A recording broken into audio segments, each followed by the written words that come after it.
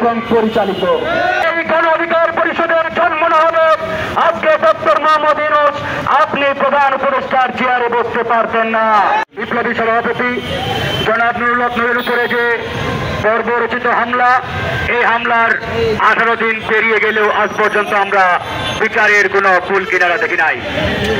বরং দেখেছি সরকার প্রধান একদিকে বিচারের অঙ্গীকার করছেন, একদিকে জনাব নুরুল হক নূরকে বিদেশে নিয়ে উন্নত চিকিৎসার কথা বলছেন, আর একদিকে তার রাষ্ট্রীয় বাহিনীর মাধ্যমে সেই জাতীয় পার্টি আওয়ামী ফ্যাসিবাদের অন্যতম সহযোগী জাতীয় পার্টির কার্যালয় পাহারা দিচ্ছেন। জাতীয় পার্টির চেয়ারম্যানকে সেনা প্রটোকলে এই ঢাকা শহরে মুভমেন্ট করার সুযোগ দিচ্ছেন।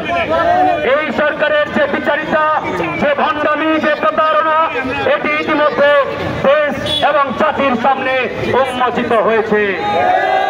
প্রিয় বন্ধুগণ, আমরা স্পষ্ট করে বলতে চাই, সরকার ভালো করেই জানে এই ভিপি নুরুল হক নূরকে, এই ভিপি নুরুল হক নূরের জন্ম না হবে, এই গণ অধিকার পরিষদের জন্ম না হবে আজকে ডক্টর মোহাম্মদ ইউনূস আপনি প্রধান উপদেষ্টার চেয়ারে বসতে পারতেন না।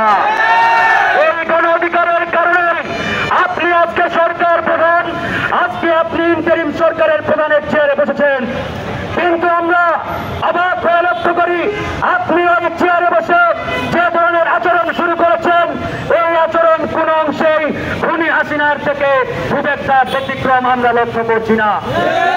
প্রিয় ভাইয়েরা আমার, বিগত 17 বছর কোন রাজনৈতিক দলের কেন্দ্রীয় কার্যালয়ে এভাবে কোন দলীয় প্রধানকে কাপুরুষের মতো বর্বরচিত হামলার মাধ্যমে রক্তাক্ত করা হয় নাই। আমরা হাসিনার আমলে দেখেছি বিএনপির কেন্দ্রীয় কার্যালয়ে পুলিশ গিয়ে ভাঙচুর চালিয়েছে, কিন্তু কোন নেতাকে সেই কেন্দ্রীয় কার্যালয়ে পিটিয়ে রক্তাক্ত করে নাই। আজকে এই বিপ্লব পরবর্তী সময়ে ডক্টর মোহাম্মদ ইউনূসের নেতৃত্বাধীন সরকারের আমলে আজকে গণ অধিকার পরিষদের কেন্দ্রীয় কার্যালয়ে পুলিশ এবং সেনাবাহিনীর যৌথ হামলার মাধ্যমে বিপ্লবী সভাপতি নুরুল হক নূরকে রক্তাক্ত করা হয়েছে।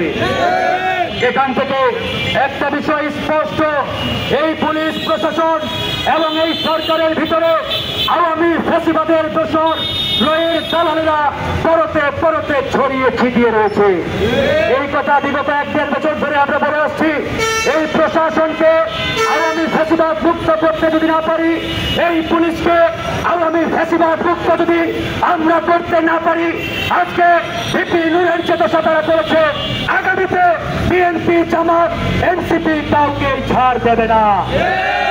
বিএনপি যদি মনে করে আমরা ক্ষমতায় চলে এসেছি, আমরা ভালো আছি, আমাদেরকে এই পুলিশ প্রশাসন প্রটোকল দেবে, তাহলে বিএনপির প্রতি আহ্বান জানাবো, বিগত 16-17 বছরের ইতিহাসটা একটু চোখ বুলান, একটু চোখ বুলান। এই প্রশাসন, এই পুলিশ এখনো ভারত কর্তৃক নিয়ন্ত্রিত এবং পরিচালিত। তাই এই পুলিশ প্রশাসনের মাধ্যমে বিপ্লবে অংশগ্রহণকারী রাজনৈতিক দলগুলো ভালো থাকবেন, এই আশা অন্তত করেন না।